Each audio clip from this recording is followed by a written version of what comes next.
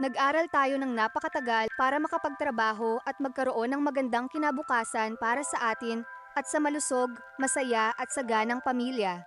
Itinakda ng National Wages and Productivity Board Commission ang daily minimum wage kapalit ng ating kaalaman, oras, effort at karaniwang pagpipigil sa pambubuli ng boss.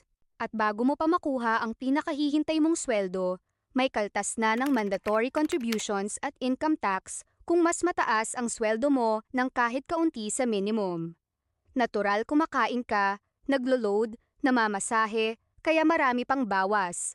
At sa tuwing gagastusin mo ang sweldo mong binawasan na ng tax, ay magbabayad ka ulit ng value-added tax sa bawat bili.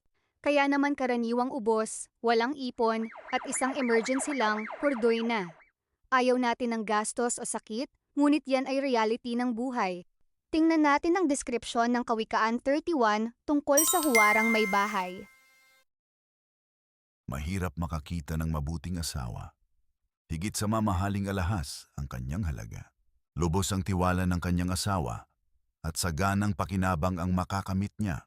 Pinaglilingkuran niya ang asawa habang sila'y nabubuhay. Pawang kabutihan ang ginagawa at di kasamaan. Wala siyang tigil sa paggawa.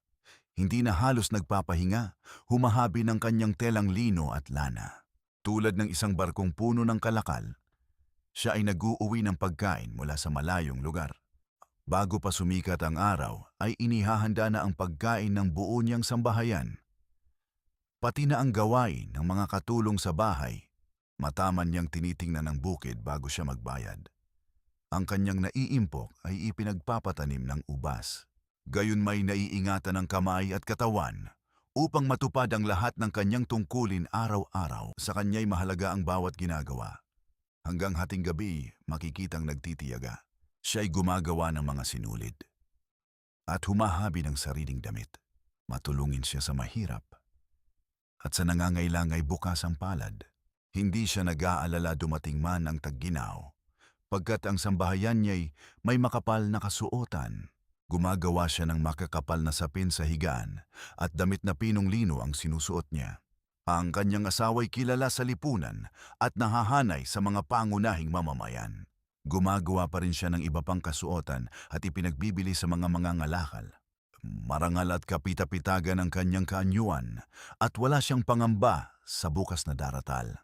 Ang mga salita niya ay puspos ng karunungan at ang turo niya ay pawang katapatan. Sinusubaybayan niyang mabuti ang kanyang sambahayan at hindi tumitigil sa paggawa araw-araw. Iginagalang siya ng kanyang mga anak at pinupuri ng kanyang kabiyak. Maraming babae na mabuting asawa, ngunit sa kanila'y nakahihigit ka. Mandaraya ang pang-akit at kumukupas ang ganda. Ngunit ang babaeng gumagalang at sumusunod kay Yahweh ay pararangalan. Ibigay sa kanya ang lahat ng parangal. Karapat-dapat siya sa papuri ng bayan. Noong panahon na sinulat ang Biblia, agrikultural ang ekonomiya kaya palakihan ng lupa, ng puhunan at impluensya ang kailangan para mangalakal gaya ng ginawa ng babae at ng kanyang asawa na iginagalang na leader ng syudad. Buti na lang, mas madali na ang pagnenegosyo sa ating makabagong panahon. Pwede na tayong kumita kahit nasa bahay lang kasama ng mga anak. Sabi sa verse 18, she sees that her trading is profitable. Ang huwarang may bahay daw ay sinisigurong kumikita ang kanyang business at dahil diyan ay hindi nawawala ng liwanag ang ilaw ng tahanan. Gusto mo rin ba yung ganun, Ma'am Shi? Magandang turo ng Panginoon, di ba? Napapaisip ka na ba paano gagawin? Verse 16, mataman niyang tinitingnan ang bukid o sa panahon natin ngayon ay negosyo. Dahil kailangan nating siguruhing healthy at malayo sa sakit ang pamilya, essential sa lahat ang vitamin C araw-araw. Affordable kasi 2.50 lang kada tablet or 250 isang box. 88 pesos hanggang 113 ang kita mo sa bawat box. Gawin natin itong profitable na startup business. Mag-compute tayo. Buksan ang calculator sa iyong cellphone ngayon. Ready? Ayon sa mga pag-aaral, ang average na nagtitinda ay nakakabenta ng 5 box sa isang araw. Times 88 pesos na kita bawat box equals. Anong sagot? 440 pesos. Di bale nang maliit ang kita sa simula basta consistent dahil diyan nadidevelop ang mindset at habits ng pagkita na napakahalaga sa startup. Times 6 days sa isang linggo equals. Anong sagot?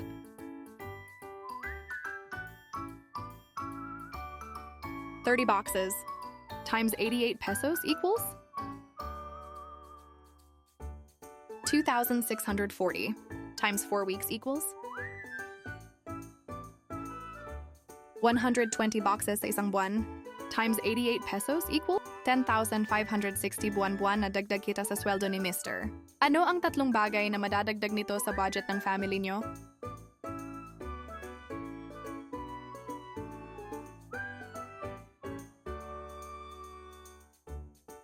Sa 30 days sa isang buwan, kung 4 ang family members ng customer mo, makakaubos sila ng ilang tablet?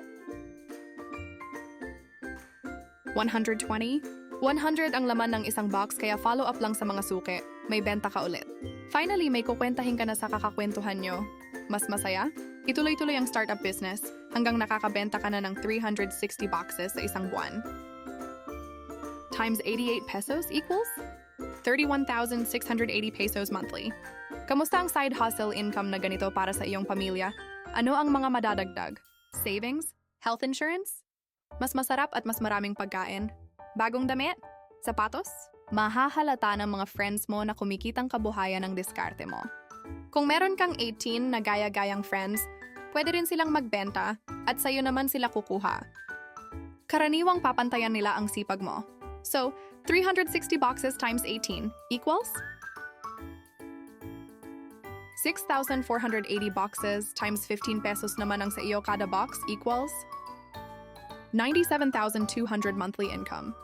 Masayang masaya, di ba? Ito ang purpose ni Lord para pagpalain ka. Sabi sa 2 Korinto 9:8. At kayang gawin ng Diyos na ang lahat ng biyaya ay sumagana sa inyo, upang kayo na laging may sapat sa lahat ng mga bagay, ay magsisagana sa bawat mabuting gawa. At habang umaasenso ka, may Andrew Mission Ministry Match ang Life app para sa inyong church. May 15 pesos din ang ministry sa bawat box na nabebenta na kinukuha sa inyong Ministry Fulfillment Center.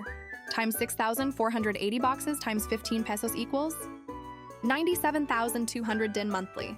Kung may 12 kayong tagumpay na Andrew Missionaries, may kitang 1.1 million ang inyong ministry. Ano ang impact ng ganitong collaborative effort sa gawain ng Panginoon? Nagiging faithful steward ba tayo? Lalo ba tayong pagpapalain dahil sa tamang puso at para maging sagana sa lahat ng mabuting gawa? Nang ang Panginoong Hesus ay nangangaral sa isang liblib at madamong lugar, malapit sa lungsod ng Bethsaida, binulungan siya ng mga disipulo na pauwiin na ang mga tao. Ngunit hindi pumayag ang Panginoon na sila ay umuwi ng gutom. Nakahanap si Andrew ng batang willing mag-share ng kanyang baong 2 isda at 5 tinapay. Matapos makakain ang 5,000 lalaki at ang kanilang mga kasama, pinaipon ng Panginoon ang lahat ng natira at may 12 baskets na natira. Natural, hindi yan aksidente. Intentional na sinisiguro ng Panginoon ang extraordinary abundance para sa kanyang mga lingkod, ngunit kailangan ng maparaang Andrew para ito ay mapangyari. Ngayon, ikaw ang malapit sa Panginoon at handa kanyang pagpalain kung gagawa ka rin ng paraan gaya ni Andrew. Hindi bida ang nagdududang Thomas. Itinapon sa impyernong buhay ang servant na itinago ang itiniwalang kayamanan ng master. Ikaw ang faithful servant, kaya mong palaguin ang itiniwala ng Diyos.